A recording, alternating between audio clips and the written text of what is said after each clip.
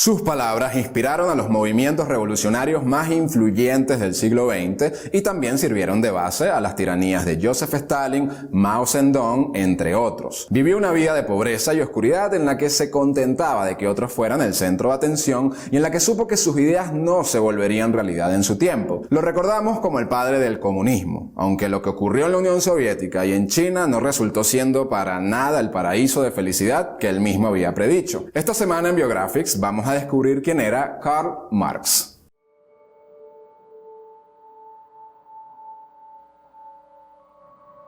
Karl Marx nació el 5 de mayo de 1818 en la ciudad histórica de Treveris, en Alemania. Su familia era de clase media alta. Su padre Heinrich ganaba muy bien como abogado y su madre Henrietta venía de una familia holandesa rica. La familia era judía, pero Heinrich se convirtió al cristianismo un año antes de que naciera Karl para así evitar varias de las leyes impuestas a los judíos en Prusia. Karl fue el tercero de 9 hijos y se convirtió en el hermano mayor cuando su hermano Moritz murió en 1919. El joven Karl era un adolescente alegre que le gustaba meterse en problemas. Cuando tenía 12 años, su padre le daba la educación en casa hasta que luego entró a la preparatoria de Treveris. El director de la escuela, Hugo Wittenbach, tomó bajo su tutela al curioso joven Marx y lo ayudó a moldear sus primeras ideas filosóficas. Wittenbach les enseñaba ideas liberales a sus estudiantes y contrataba a humanistas, jóvenes y liberales como maestros. Como resultado de esto, la escuela se ganó una reputación de impulsar ideologías subversivas para la época, y en 1832 las autoridades pusieron a Wittenbach bajo vigilancia, después de haber registrado la escuela y encontrar material desestabilizador.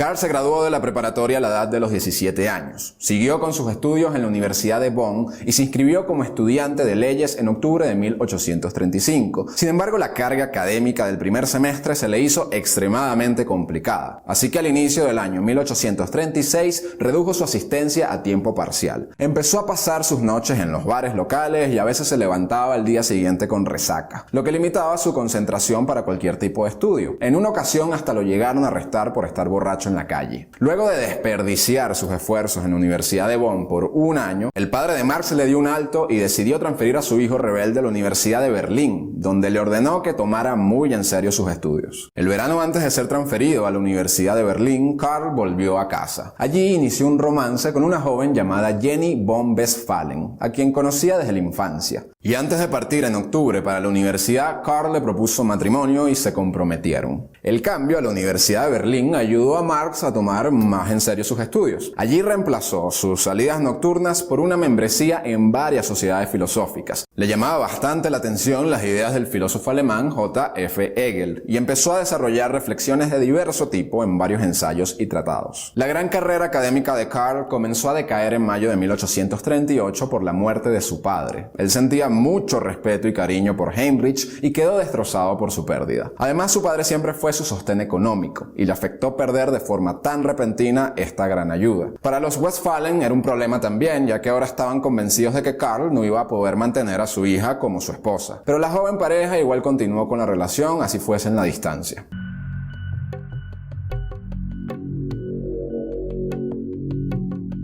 Luego de la muerte de su padre, Marx cambió el rumbo de sus estudios de leyes a filosofía. Su meta era graduarse con honores y asegurar un cargo como profesor de filosofía en la universidad. Buscó trabajo como periodista para financiar sus estudios y consiguió un trabajo en uno de los periódicos más controversiales de la región, llamado Gaceta Renana. Por ejemplo, este periódico expresaba mucho desacuerdo con la ocupación de Prusia a Renania. Y en poco tiempo, en octubre de 1842, Karl Marx se convirtió en editor en jefe de este periódico. Se cree que este trabajo incentivó y ayudó a Marx a escribir sobre el comunismo y de cómo podría tomar forma este sistema. Ahora Marx era un periodista desempleado, pero eso igual no detuvo ni a él ni a Jenny de que se casaran el 19 de junio de 1843. La ceremonia fue en una iglesia protestante y acudieron varios miembros de ambas familias, aunque muchos de los Westphalen comentaron que Jenny se estaba casando con un don nadie. Sin embargo, el matrimonio duró hasta que la muerte los separó.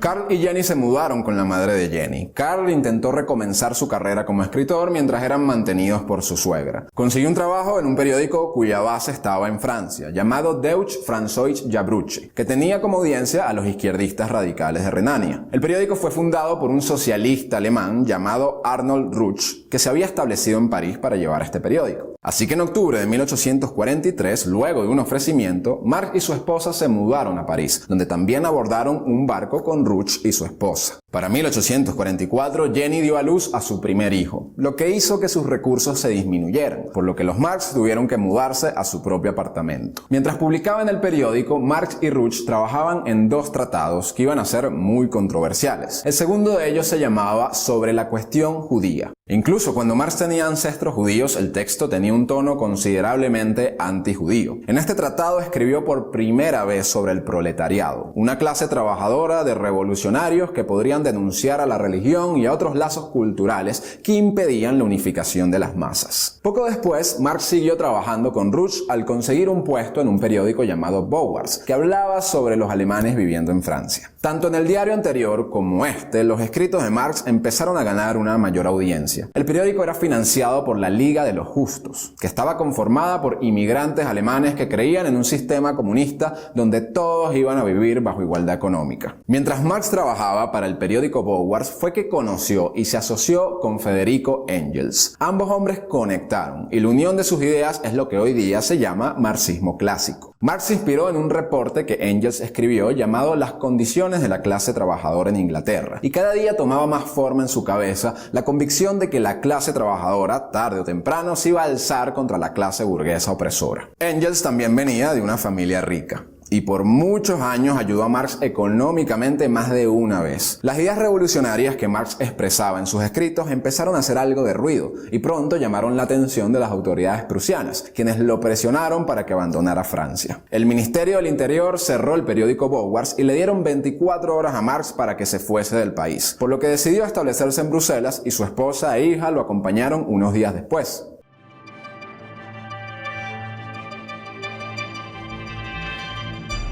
Bélgica era un país liberal con mayor nivel de libertad de pensamiento, lo que era perfecto para las ideas filosóficas del izquierdista Carlos Marx. Poco después de establecerse en Bruselas, Jenny estaba embarazada de una segunda hija. Esto significó que en Alemania, la suegra de Marx se preocupó mucho de que su hija no pudiese lidiar con el estrés de comenzar desde cero, tener una bebé pequeña y otro más en el camino. Así que envió a su sirvienta Helen de Muth para que los ayudara con sus cosas. De ahora en adelante, Helen sería un miembro permanente de la casa de Marx. Algo que Marx desconocía era que el gobierno prusiano también estaba presionando a los belgas para que los sacaran del país. Como resultado, Marx tuvo muchas dificultades para obtener la residencia permanente. Para conseguirla tenía que jurar que no se iba a involucrar en asuntos políticos locales ni que iba a exponer sus ideas políticas subversivas. Sin embargo, logró conseguir varias lagunas legales que le permitieron aún así divulgar sus ideas. En 1847 publicó un tratado llamado La miseria de la filosofía, que refutaba un texto anterior del izquierdista anarquista francés Pierre-Joseph Proudhon, llamado Filosofía de la miseria. Ahora, la miseria de la filosofía fue solo una piedra en el camino hacia su trabajo más influyente y famoso, el Manifiesto Comunista. Para obtener un mejor registro de las condiciones de vida de la clase obrera, Marx viajó a Inglaterra con Federico Engels en 1845. Fueron a fábricas y barrios donde presenciaron las rudas condiciones de trabajo y aún peor, la calidad de vida de los trabajadores. Luego de 6 semanas en Inglaterra, Marx volvió a Bruselas lleno de ideas para realizar su obra cumbre. 2 semanas después, el texto de 30 páginas estaba listo para ser impreso. El Manifiesto Comunista se publicó el 21 de febrero de 1848. Entre muchas aseveraciones conflictivas en el texto, Marx afirmaba que los burgueses estaban cavando su propia tumba al explotar a sus trabajadores que algún día se iban a rebelar ante ellos.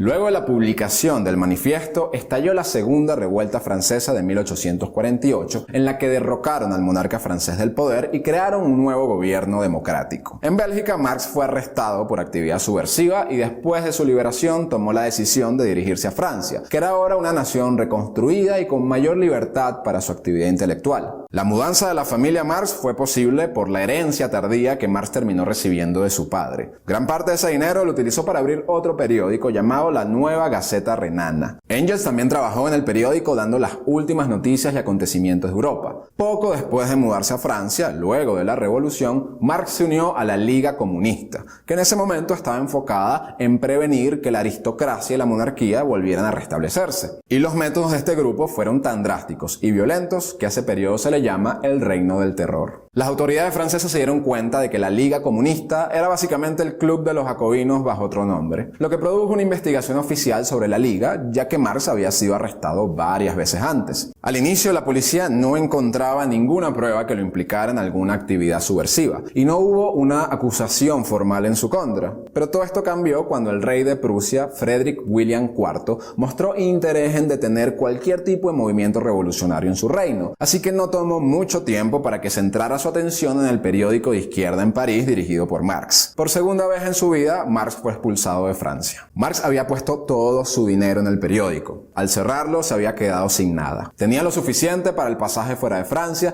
y tuvo que ir a una casa de empeño para vender la plata de la familia. Recibió apoyo de un par de alemanes socialistas que recaudaron dinero para ayudar a restablecer a la familia de Marx. Sin embargo, la ayuda resultó ser un arma de doble filo, pues sus benefactores mostraban a Marx en tal estado de pobreza para conseguir la ayuda que cuando Karl regresó lo trataron como una suerte de bufón y hazme reír. Marx no estaba contento con esta bienvenida, así que les dijo: las grandes dificultades económicas son preferibles a la limosna pública.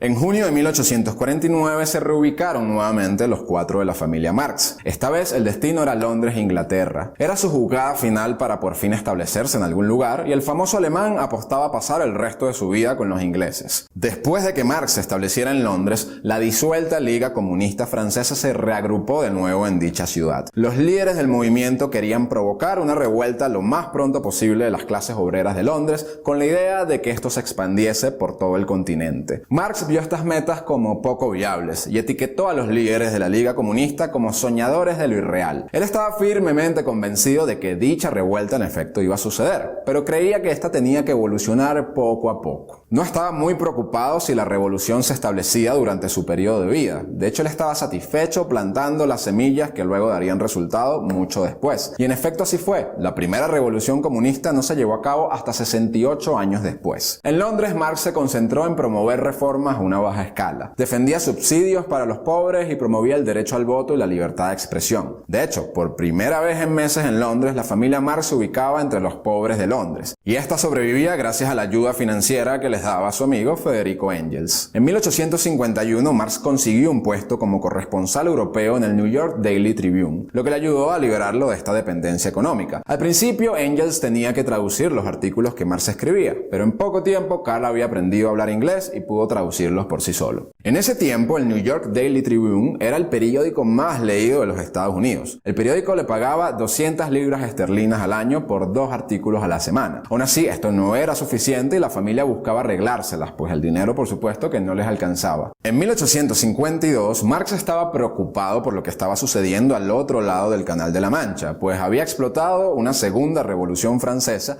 y había aparecido otro Napoleón que era sobrino del primero y que había tomado el poder para establecerse como nuevo emperador. Marx estaba frustrado de cómo la clase obrera francesa había dejado que otro aristócrata los gobernara. Escribió un libro sobre esto llamado El 18 de Brumario de Luis Bonaparte, donde se burlaba de este nuevo emperador. En el texto culpaba tanto a la clase obrera francesa por ser arrastrada por un dictador como al proletariado por haber sido tan inocente de creer en las promesas de Napoleón de mantener a las masas bajo control. Él lo resumió de esta manera: la lucha parece establecida de una manera tal que todas las clases, igualmente impotentes y remotas, caen de rodillas ante la culata de un rifle.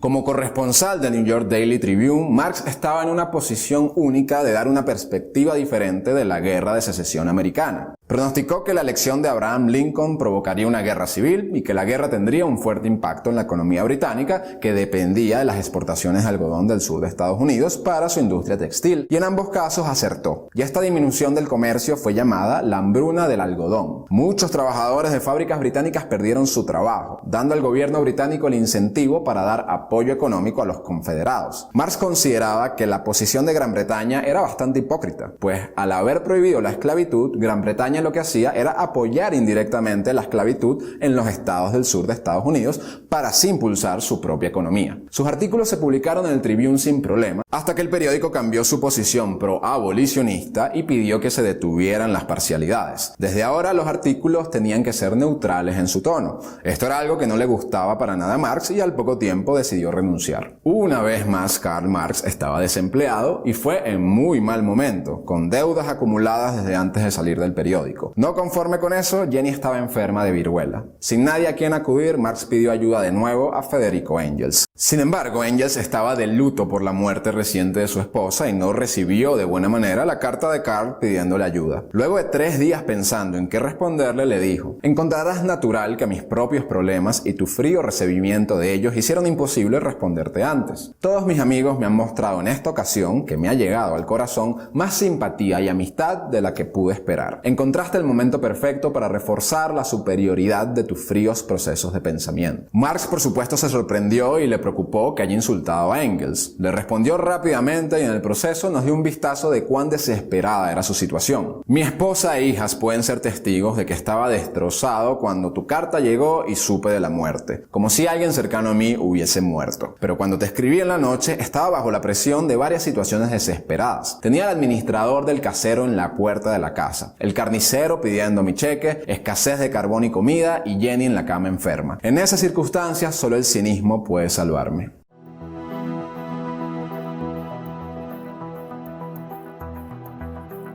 Ambos hombres arreglaron sus diferencias y Engels le dio ayuda una vez más a la familia Marx para que pudiesen mantenerse a flote. Poco después, Marx sufrió una nueva crisis. Mientras la salud de su esposa mejoraba, la suya comenzó a deteriorarse. Tenía úlceras en todo su cuerpo que le causaban un gran dolor e incomodidad. Y mientras sufría de esto, él terminaba su trabajo más reciente, Das Kapital. El texto fue publicado en Berlín en 1867 y en este hacía énfasis en la teoría del valor trabajo y en la teoría objetiva del valor, las cuales dan pie al concepto de la explotación capitalista y a la idea de la economía controlada por los obreros como respuesta ante esto. El Capital fue muy bien recibido en círculos socialistas e incluso tuvo muy buenas ventas, pero esto no significó que mejorara la estabilidad económica de la familia. Sobre esto, la madre de Marx hizo un comentario en una ocasión que decía: ojalá Karl hubiese hecho Capital en lugar de escribir sobre él. Cuando la hija de Marx, Laura, se comprometió en un matrimonio con un estudiante de medicina llamado Paul Lafargue, su padre sobreprotector buscó la manera de evitar que cometiera el mismo error que había cometido su madre con él, es decir, casarse con un hombre que no estaba preparado para cuidar de ella.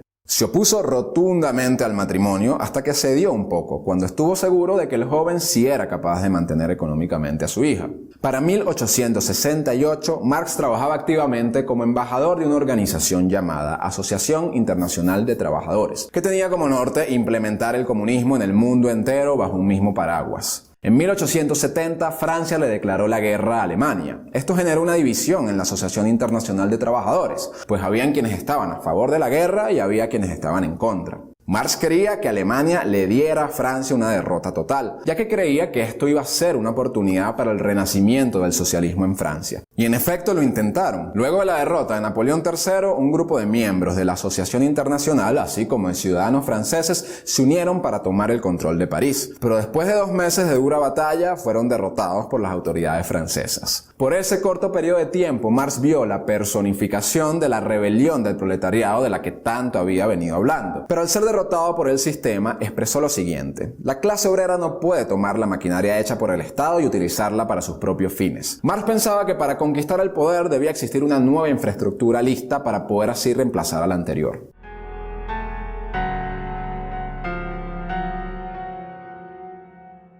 En la última década de su vida, Karl Marx luchó con problemas de salud y de supervivencia económica. En ese periodo solo produjo unas cuantas notas en las cuales desarrolló más a fondo varias de sus ideas, entre ellas la idea de la dictadura del proletariado como mecanismo de toma del poder y de gobierno del sistema comunista. Expresaba además la idea de que las masas necesitaban organizarse para hacer así la próxima revolución, pero sin dejar que un líder único tomara todo el control. Sin embargo, millones de muertes después, esto fue exactamente lo que sucedió en todas las revoluciones comunistas del siglo XX. El 2 de diciembre de 1881, la esposa de Marx murió. Durante meses había tenido mucho dolor debido a un cáncer de hígado. sus últimas palabras para Carl fueron bien, indicando que estaba feliz de que su dolor estaba por terminar. Luego de la muerte de Jenny, Marx cayó en una profunda depresión. Así que su amigo Federico Engels le pidió que tomara unas vacaciones en Argelia. Así lo hizo y regresó 2 meses después a Inglaterra.